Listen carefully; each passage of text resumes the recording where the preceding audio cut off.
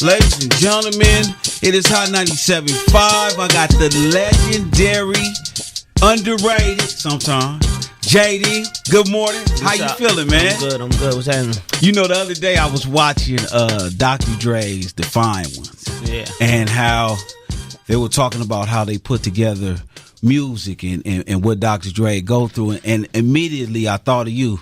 Because we was having an argument at the barbershop the other day about dopest producers of all time. Because, you know, Timberland got the little challenge with Swiss Beats. Yeah. And everybody was like, if I had to pick a producer, I would pick Timberland. I was like, fool, I'll pick JD. I appreciate that. You know what I mean? Yeah. Because a lot of people don't realize how versatile you really are. Yeah. You know, and when you look at the whole hip-hop as a whole, dog, people don't know you used to be a dancer. Yeah, I'm 100% every bit of hip hop. Absolutely, every aspect. You know, the DJing, the producing, the rapping, the dancing, you name it. Every part of it, I'm at least a piece of it. Right. Yeah. Does it ever bother you, or does it ever cross your mind when people say like different things but don't mention your name right away? Nah, cause I mean, you know, I designed my career the way I designed it. You know what I mean? It's that they don't. You know, people can't trace all my music because I did it like that. You know what I mean? Right. I didn't make records that I didn't make a bunch of artist records that sound the same. You know what I mean? I made records that if I work with this group, that's how they sound when I put them out, and then I work with another group, that's how they sound when they come out. And there's not really a lot of people that produce like that that try to change. Right. You know what I mean? I tried numerous of times to like make my sound different, like make Jagged Edge records sound different than Usher records. Right. And then, you know, Usher and Jagged Edge, none of their records sounded anything like Mariah Carey. Right. You know what I mean? So I deliberately did this, you know what I mean? Not knowing that people was gonna have a battle at, you know, and 10 years later. So I mean, you know, it's designed like that. So I can't really, you know, you can't I can't make people just be that keen at what's going on. You know, the sound, it don't sound the same. How do you stay relevant for as long as you've been relevant? Like, how do you continue to reinvent your sound, reinvent the things you do? Like, how do you do that? What's your process to staying relevant? I mean, you know, I've been way ahead of people. So, you know what I mean? By the time they caught up. By the time they caught up with me, I was on something else today, just trying to get on at that particular point in time. Like, it's just like, I mean, you know, I stay around a lot of young people, you know what I mean? Absolutely. I always had young people around me, and you know, that's continued to keep going. But I mean, really, it's just, you know, it ain't a lot of people that's up on what's supposed to be fly and what's creating fly. So it ain't, to me, I look at that, you know, I can see it and I'm like, I see what they doing. They trying to do something I did 10 years ago. They doing something, you know, I just move differently. And I feel like, you know, this industry gravitates to people who feel like, you know, if you know, that's something that I learned when I was 12. Like, when I was first getting in the music industry, my determination was just like, I had to make sure people felt like I knew what I was doing. And once people saw that I was acting like that, I didn't know what I was doing. Perception is reality, man. Once people saw that I was doing it, there was more people gravitating to like listen to what I had to say. And, you know, from there I learned that that's what needed to happen. You know, I ain't gonna lie. One day I'm going through the channels and I'm like, "What the hell is this?" I'm on Lifetime. Yeah, I see the rap game. Wait, roll back. You're just on Lifetime. Yeah, no, look, I'm going through the channels. Oh, you going through the channels? I see your face. I like how you. Go back. I like how he try to make it seem like he ain't on Lifetime watching some Lifetime movies. I'm gonna keep it real with you. I was hanging out with my cougar. You gonna kick it over there? Yeah, and we was watching Lifetime. Yeah, that's how it usually goes. That's how it usually go. And then we checked out rap. I was like, it's a dope show though, bro. Yeah. Like I you know how they had the whole marathon going. I watched the whole, like, from the beginning, the whole day marathon.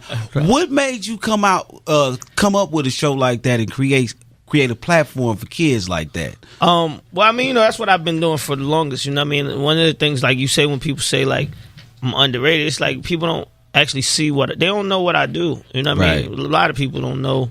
They think that I might have made a few beats here and there. They don't know I be writing the song. They don't know half of the stuff that I do. So I felt like it was important for me to show people exactly what I actually do at some point. And you still don't actually see it all on that show, but you see it, you get a better grasp of what you know, what Jermaine Dupri has done for other artists, you know, that you probably love. Now, by you working with children, you got to work with the parents. Are the parents difficult in the process of you developing the star? Like, what are some of the obstacles you go through with the parents? I mean, the parents believe that they kids are stars, and they believe that they stars. They believe that they managers. See, the funny part is that just because your kid got talent don't mean that you got the talent. Like, you're not, you know what I mean? They automatically believe, like, my kid is a rapper. I'm a manager. How? You was just working at the car dealership. You just agree to at Walmart. What are you talking about? Managing now? Like, you know what I mean? Like, that's the thing that you have to deal with. Your people not really understanding the reality. Like, if I say if a kid has talent, that's cool. I'm talking about that kid. Right. It don't have nothing to really do with you, but, you know, you got to deal with that, and you got to deal with the parents, like, not understanding what I'm saying to their kids. Right. And they take it harder than the kids sometimes. What about kids that's watching us or listening to us on the radio right now, and parents? What is the one quality that you look for in choosing a star or choosing a kid that you would possibly work with and making their career a success? I mean, in today's world, it's just, you know, these kids have to be really putting in their own work. You know what I mean? They got a lot of different outlets that they can work themselves, and they got to show that they really want that. You know what I mean? They got to get on their YouTubes. They got to get on their Instagrams. They got to get on their Twitters. They got to get on SoundCloud. It's so much, but it's a lot of work. But, you know, if you show that work, then people pay attention to it. You know what I mean? If you showing that you out here really trying to put that work in.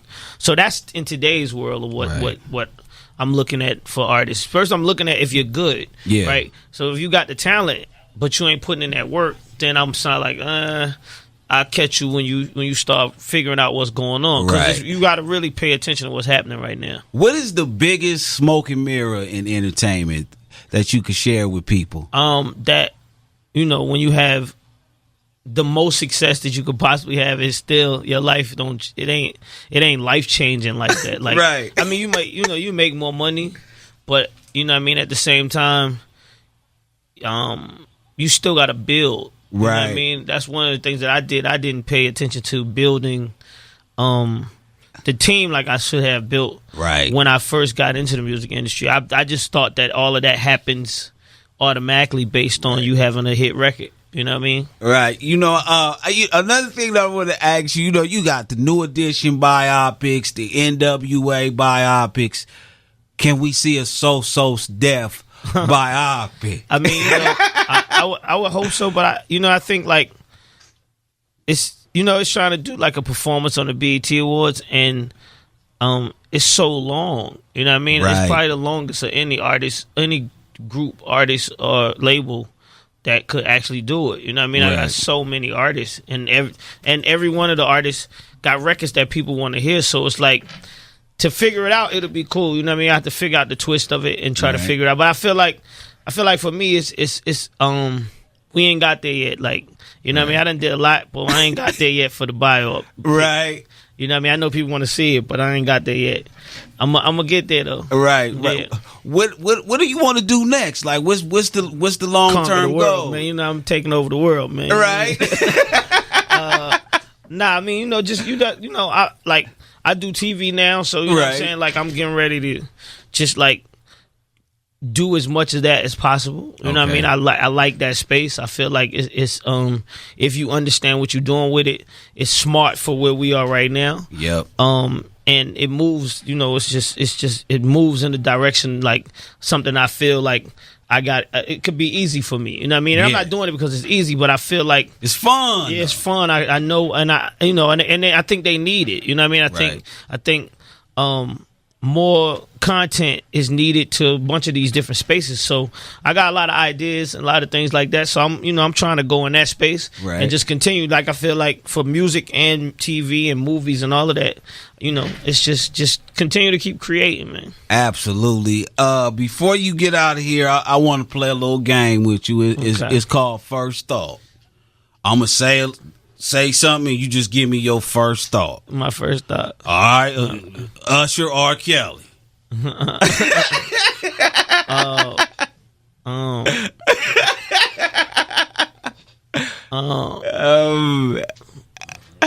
right, let's just move on. I don't know what to say. Like when you heard that news, did you pick up the phone like, hold up, what's up, my guy?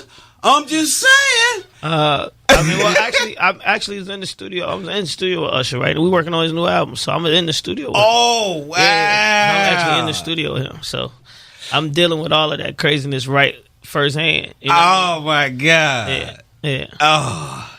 Yeah, that's a tough one. Because if I had a homeboy like that, I would be looking at him like, yo, remember Stacy? That was me too, though. You good?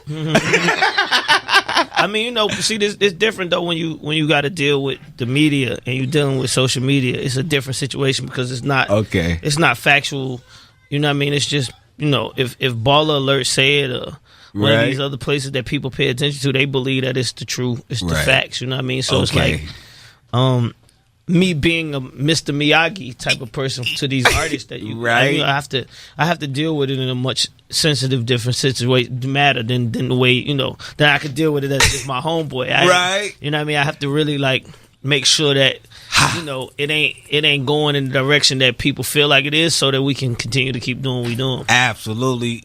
So will this be addressed in the new album? Confessions 3. Watch my Instagram. Oh, okay. All right. Keeping with First Thought. Janet Jackson pregnant. Dope. Yeah. Okay. Jay-Z Kanye beef. Wow. Yeah. You never really hear about you in no beefs like that. Yeah, I don't do that.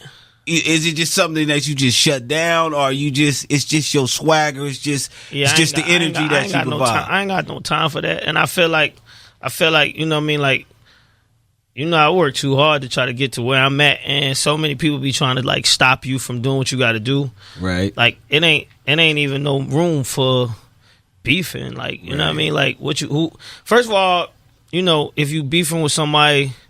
I've been in beefs before, but I mean, if you beefing with people, it's like you taking time away from what you really need to be doing. You know what I mean? I don't feel like I got that time no more in my life to even play around with that. Absolutely. Yeah. All right, man. Last but not least, I want to talk about what you're doing out here in Las Vegas. Okay. Let the people know what's going on with you. Yeah, so I got my residency here in Vegas. I was like one of the first DJs, hip hop DJs to have a residency in Vegas for the last 6-7 years or something like that. But so I got my new residency at Tao. Okay. And I played last night. All right. And I usually play on a Thursday, and I played and then I play Tao Beach on Saturday. So if y'all want to see me tomorrow, y'all need to come to Tao Beach. You know what I mean? We'll have a good time. It be hot. You know what I mean? Right. Girls be clothes, clothes be halfway on and all that type of stuff. Areola showing looking like burnt pancakes. Yeah. What do you like to do most? Produce, DJ, dance, all of it. Television. All is of it. all the same love. It's all I get a crazy enjoyment out of all, especially when DJing is like producing though, because you never know. We was just talking about that right now. You don't know when you look out into the crowd what record that because I don't play sets that's already set. Right. I go straight off the cuff of what's happening. Right. Absolutely. So I pay attention to the crowd now. Gauge the crowd, ask them where they from, this, that, and the third. But it's hit or miss. You could throw on a record and the crowd don't actually make no kind of gesture or scream or move. And me, when I DJ, I really be throwing on records trying to get the crowd's attention like that. Whoa. Right. Yeah. So I be with that, right? So sometimes if you throw a record on and you don't gauge the crowd right, and you don't get that, hey, oh, yeah. You know, you be feeling like, oh man, I just messed up. But last night I threw on the Cardi B record, and the crowd. They go crazy. Yeah, they ain't look like that was that type of crowd, right? But they was on it. She got a hit record. Yeah, the girls was in the club. They was going crazy on that. So I mean, you know, the DJing feels like producing because it's the same. Like I said, producing. Right. You make a beat, you don't know what's gonna happen. You put it out. Right. Some people might not like it. Some people might love it. But you know, once it snapped, and you're like, oh, so those two things are the same. And then I think like the TV show too. You know what I mean? Like. The TV show is like, I didn't know what to expect with a TV show. Right. But my numbers, from my first season, like my first episode of the Rap Game was like 1.2 million people watching the show. So it's like probably higher than a lot of these new TV shows that y'all seeing. That like as far as the first time people watch the show. Yeah. Because a lot of people saying like, we don't want to see no kid rappers, this, that, and the third. For the numbers to be like that.